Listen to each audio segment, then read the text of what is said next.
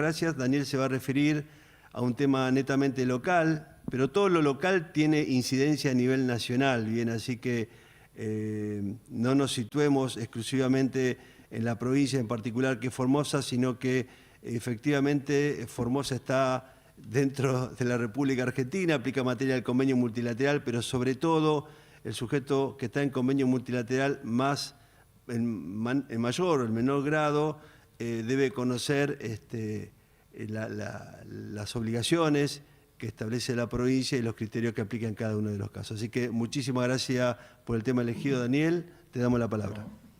Hola, ¿qué tal? Muchas gracias por haberme invitado nuevamente. Si bien es cierto, ahora voy a compartir la pantalla, tengo la presentación. Si bien es cierto lo que dice José, eh, a quien agradezco, y a Miriam, la invitación, si bien es cierto que yo voy a hablar de un tema específicamente relativo a Formosa, esto puede ser traspolado a muchas otras jurisdicciones y se vincula con la mayoría de los temas que se pueden tocar. Por ejemplo, Néstor, que trató el tema de los acopiadores. Bueno, hay que tener ciertas consideraciones, los clientes tienen que tener ciertas consideraciones cuando realizan ventas en jurisdicciones.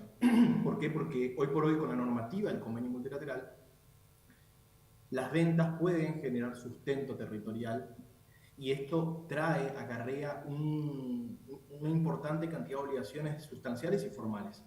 Entonces yo voy a proceder a compartir la pantalla para arrancar con la exposición. ¿Se ve correctamente? Sí, se ve todavía. Ahí está, perfecto. Bueno, un poco la idea es comenzar con este tema de Formosa. Me llamó la atención producto de que yo siempre digo de que la presión fiscal en las provincias no es homogénea. Nosotros tenemos una presión fiscal formal y una presión fiscal sustancial.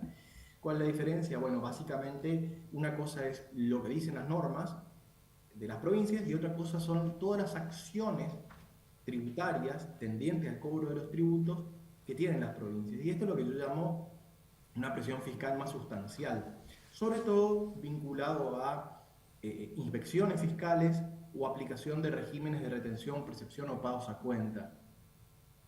Entonces, en esta presión fiscal sustancial me llamó mucho la atención la evolución que tuvo la provincia de Formosa a lo largo de algunos años, y no muchos.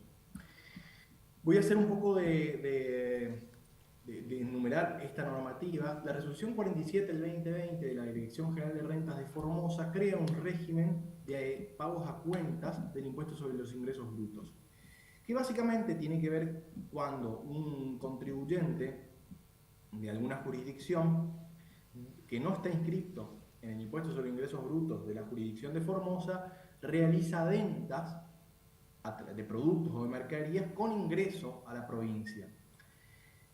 En este caso, cuando realiza la venta, lo que tiene que hacer básicamente es hacer el pago, es ingresar un pago a cuenta en el ingreso a la provincia. Esto se materializa a través de formularios, pero básicamente en todos los ingresos a la provincia de Formosa hay un puesto donde se verifica que esté ingresado el pago, que el pago puede ser ingresado a través de los regímenes de cuenta corriente y demás que tiene la provincia, o puede ser pagado en el mismo ingreso. Es decir, cuando va el camión con la mercancía, con el producto de un determinado contribuyente, este tiene que ir con el pago efectuado o lo realiza ahí en ventanilla en los puestos de controles fiscales. Aquellos que estén más vinculados a la tributación local y que tienen contribuyentes, me refiero a los contadores que llevan adelante la liquidación de impuestos de contribuyentes de varias jurisdicciones, recordarán que esto es muy similar al caso de Misiones. Claro, es muy similar. Los agentes de recaudación en este caso son los funcionarios de los puestos de control, que ya sea realizan el cobro o realizan la verificación del cobro. Y esto, básicamente, si bien sirve de difusión de una normativa de una provincia como Formosa, también sirve para tener a colación que los fiscos, en este caso Formosa, comienzan a munirse de información de las operaciones que tienen los contribuyentes en su jurisdicción. Y esto, bueno, básicamente, ¿para qué sirve? Bueno, la información a los fiscos les sirve para planificar determinadas situaciones de inspección o determinadas situaciones de evasión tributaria de los contribuyentes. Entonces, un poco lo que yo hago como pregunta disparadora es si la venta de mercaderías o de productos en la jurisdicción comercial genera sustento territorial en Formosa, en este caso, pero esto puede ser, como dijo José, trasladable a cualquier otra jurisdicción. La venta, la simple venta de un producto o mercadería a un cliente localizado en una determinada jurisdicción, ¿genera o no genera sustento territorial? Bueno, ahí es donde tenemos que acudir a lo que dice el artículo 1 y 4 del convenio multilateral, pero fundamentalmente el 1, luego de la resolución 83 de 2002, que está derogada, pero la sigo poniendo porque, por una cuestión de que esto rigió hasta el 2021, con lo cual hay muchas operaciones que se hicieron con la vigencia de la 83 del 2002 y fundamentalmente con la resolución 5 del 2021, que es la vigente y que incorpora el concepto de presencia digital o presencia digital significativa.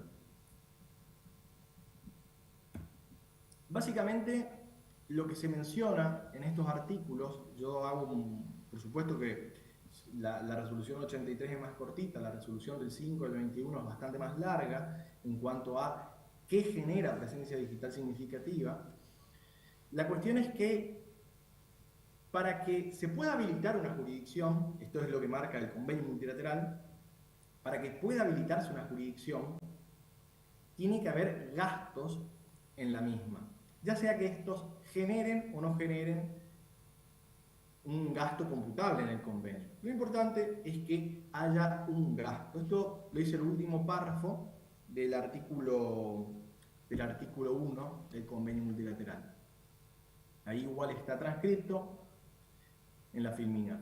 Luego, el artículo 83 del artículo 83 del año 2002, lo que básicamente genera, y esto es un poco ambiguo, pero establece una especie de gasto presunto en la jurisdicción del adquirente, cuando se hayan hecho a través de los medios previstos en el artículo 1, último párrafo, que son las denominadas operaciones entre ausentes. Tomo algo de lo que dijo el anterior ponente, que coincido. Nosotros estamos interpretando, o la Comisión Arbitral interpreta normativa del año 77. ¿Por qué? Porque este artículo 1 fue del año 1977. Cuando nosotros hablamos o vemos de operaciones entre ausentes, dice precisamente cualquiera sea el medio utilizado para formalizar la operación que origina el ingreso. Habla de correspondencia, telégrafo, teletipo, teléfono, etc. Yo jamás utilicé para hacer una compra entre ausentes ni correspondencia, ni teletipo, ni telégrafo. Sin embargo, esto es lo que marca el convenio multilateral y deja un etcétera. Ese etcétera es lo que nos abre a los nuevos medios de comercialización, que básicamente son las aplicaciones, básicamente son, lógicamente, el correo electrónico, que sigue siendo un medio para concretar operaciones entre ausentes, o las páginas de internet. En función de esta notoria evolución de los negocios y la manera de hacer negocios, es que se sanciona la resolución 5 del 21, que fija el concepto de presencia digital significativa, que básicamente es bastante extenso, por eso les invito a que revisen cuál es la presencia digital significativa, pero básicamente lo que dice es que se configurará presencia digital significativa en una jurisdicción en el domicilio del adquirente siempre que exista esta presencia digital significativa. Entonces, la simple venta ¿establece o no establece sustento territorial no per se, pero la realidad es que en el marco del artículo 5, en el marco de la resolución 5 del 21 y en el marco de la resolución 83 de 2002, que está derogada, pero fue vigente hasta, si mal no me falla la memoria, en marzo del 2021, la mayoría de las ventas que nosotros efectuamos, que efectúa un contribuyente y que sean entre ausentes, va a configurar un gasto que nos va a obligar a habilitar la jurisdicción, y eso es una de las mayores complicaciones que tiene esta resolución general 5 del 21, que sobre todo para aquellas empresas que venden mercancías o productos a través de las plataformas de pago, Mercado Libre, etcétera, etcétera, o incluso empresas que venden materiales de construcción, empresas que venden, por ejemplo, materiales forestales, por decirlo, madera, placas. Se me ocurren muchísimas empresas que están situadas en Córdoba, Santa Fe,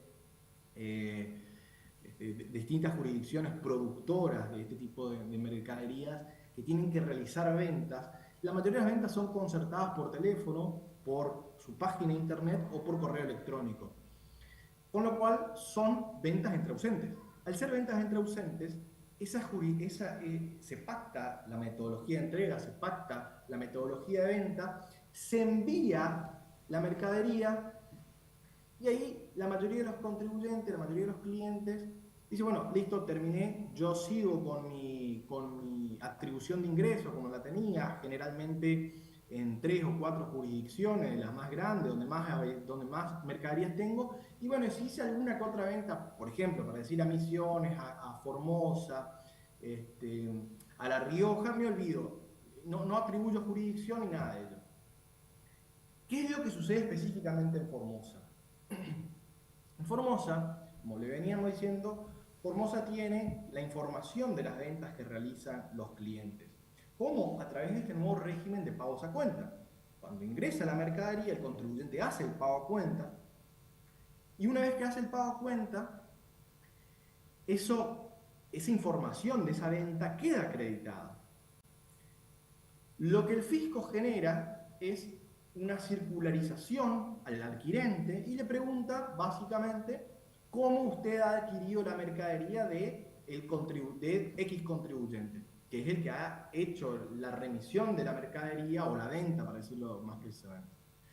Y ahí, lógicamente, el adquirente de formoseño contesta, bueno, yo hice la compra vía teléfono, vía mail, etcétera, etcétera. Entonces esto es tomado por la jurisdicción de Formosa y, utilizando los argumentos que le da la resolución 83 del 2002 y la 5 del 2021, dice, bueno, está acreditado el sustento territorial porque está acreditado este gasto, y procede posteriormente a intimar para que el contribuyente se inscriba en el impuesto sobre ingresos brutos. ¿Por qué? Porque hubo un sustento territorial y además, bueno, hubo una venta. Con lo cual, en estos casos, no solamente en el caso de Formosa se puede dar en cualquiera de las jurisdicciones. Pongo el ejemplo de Formosa porque he visto intimaciones que se dan en este sentido, y también por la particularidad de que Formosa tiene un régimen de pagos a cuentas que también sirve, lógicamente, nos mune de información al fisco sobre la operación específicamente, o sea, todo lo que entra a la jurisdicción, el fisco, y que no estén inscritos los contribuyentes que venden, el fisco tiene información. Y pensando también en lo que habló Néstor en su primera exposición, tranquilamente esto es aplicable a la cuestión de las operaciones de grano, comisionista, intermediario. Y yo acá hago un pequeño comentario de algo que me anoté, precisamente esta discusión que se daba en ARBA, donde se intimaba atribuir el 100% de los ingresos. Bueno, tranquilamente puede haber un conflicto. ¿Por qué? Porque el fisco formoseño, para poner el ejemplo de Formosa, pues puede ser cualquier otro, dice, no, mira, a mí me tenés que atribuir el 20% conforme al artículo 11, ¿no es cierto? O el 80% en realidad conforme al artículo 11. Entonces se puede dar esta cuestión de que, bueno, ahí vienen a otras cuestiones. ¿Cómo me defiendo yo? Porque yo pagué determinada cantidad de dinero ya en el fisco de ARBA o en Córdoba, por ejemplo, ya atribuí toda la base imponible, sin embargo, hay otro fisco que me está requiriendo más base imponible. Y bueno, se tendría que dar la aplicación del protocolo adicional. Todo porque la mayoría de los contribuyentes no omite base imponible, sino que simplemente lo que hace es distribuir, en todo caso, distribuye mal en función de lo que interpreta el fisco. Pero también todos sabemos que la aplicación del protocolo adicional no ha tenido recepción administrativa, salvo, bueno, ahora en el fallo Ferdata contra Provincia de Corrientes, que llegó a la Corte y que la Corte mandó a la aplicación del protocolo adicional, que ese es otro tema que podríamos desarrollar, que también ahí creo que se abre un canal en función de lo que de estas atribuciones equívocas, complejas y que en definitiva son interpretables por los fiscos y por la comisión arbitral, y los contribuyentes se sienten ahí y dicen, bueno, pero yo en definitiva atribuí toda la base imponible, o sea, no omití base imponible, sino que simplemente, en todo caso, interpreté mal. Más allá de que yo esté de acuerdo o no de que haya interpretado mal. Entonces, bueno, la solución a esto es sin duda el protocolo adicional, que no ha tenido la aplicación que todos los contribuyentes desearían. Bueno, para seguir adelante con el caso específicamente de Formosa, ¿cuáles son las consecuencias de realizar ventas a Formosa puntualmente, pero a cualquier otra jurisdicción? En principio, habilitar la jurisdicción y distribuir coeficiente unificado en Formosa. Después, otra cosa que es muy riesgosa y que la mayoría de los clientes, para decirlo de algún modo, rehusan, y dicen, bueno, pero si yo me inscribo en Formosa o en cualquier jurisdicción, tengo el riesgo de ser agente de retención y o percepción. Bueno, el régimen de retención específicamente y de percepción de Formosa es un régimen nominal, es decir, me inscribo como contribuyente y si el fisco considera que tengo que ser agente, me nomina por resolución. Pero está ese riesgo, está el riesgo de que si el fisco considera que puedo ser agente, me nomine como agente y que tengo que actuar como agente de retención o de percepción de ingreso bruto en Formosa, con lo cual eso es todo un costo administrativo, operativo, etc. También, lógicamente, si yo me inscribo en una jurisdicción, tengo que considerar todas las modificaciones normativas de la jurisdicción, como sus obligaciones formales. Obligaciones formales, bueno, puede ser que la jurisdicción tenga algún tipo de régimen de información, algún tipo de régimen específico que yo tengo que cumplir, porque si no estoy incumpliendo una obligación formal que puede tener riesgos, sobre todo sancionatorios. Y bueno, ante la no inscripción, es decir, si yo vendo mercadería Formosa y se dan en los parámetros que venimos comentando, la no inscripción acredita una sanción del 40, inciso D del Código Fiscal de Formosa, que es la sanción por no estar inscrito en impuestos sobre ingresos brutos, que es 500 unidades tributarias. Más o menos será 50.000 pesos a plata de hoy. Y algunas consideraciones finales para dejar más que nada el debate, que creo que es lo más interesante en esto. Esto es como un consejo, ¿no? que creo que todos los contadores debieran dar a sus clientes, y ante la oportunidad de una venta a la jurisdicción de Formosa, bueno, tener en cuenta que hay una obligatoriedad de un pago a cuenta. ¿Por qué? Porque muchas veces se hace la venta, se envía la mercadería, pero no se tiene en cuenta que hay que hacer el pago a cuenta. Y aquí es donde nos encontramos con el camión queda frenado, se labra un acta y se pierde mucho tiempo de comercialización, más allá de que luego, después, se haga el pago a cuenta, pero se pierde tiempo en la comercialización. El camión queda retenido horas o incluso un par de días.